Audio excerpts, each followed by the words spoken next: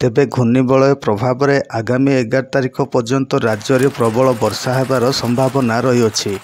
आसंता 24 घंटा मध्य राज्य में प्रबल वर्षा हेबार संभावना रही। आज मध्याह्न सुधा 30टी जिला को येलो वार्निंग जारी करा बेले 13 जिले में प्रबल वर्षा हेबाकु थिबा बेले 7 ରୁ 11 सेंटीमीटर पर्यंत वर्षा हेबाकु थिबा बेले बिजुली घड़घड़ी मारिबा सह 30 ରୁ 40 किलोमीटर बेगर पवन बोहिबार संभावना रही। बाकी 17 जिले में हालुकारु मध्यम धरणर वर्षा हेबाकु थिबा बेले बिजुली घड़घड़ी मारिबा सह 30 ରୁ 40 किलोमीटर बेगर पवन बोहिबार संभावना रही। तेबे चलतु जानिबा केउं सबु जिले में वर्षा हेबा सह बिजुली घड़घड़ी मारिबो एवं पवन बोहिबो। तेबे से सबुर संपूर्ण विवरणी जानिबा पई आम भिडियोटी को शेष पर्यंत देखंतु। जदि आपण माने आम चैनलटी को सब्सक्राइब करनांती तेबे आम चैनलटी को सब्सक्राइब कर दियंतु एवं पाखरे थिबा बेल आइकनटी को दबे दियंतु, जा फल आपण माने आम चैनल पाणीपाग संबंधी समस्त तथ्य सबुदिन पाई परिबे।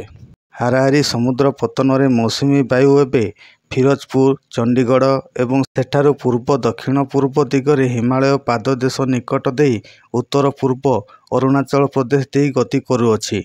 बांग्लादेशर केंद्रीय अंश उपरे 3.1 एवं 5.8 किलोमीटर मध्य उपरवायु घूर्णिबलय परिसर दक्षिण पश्चिम आड़क उच्चतार सहित झुलुछि।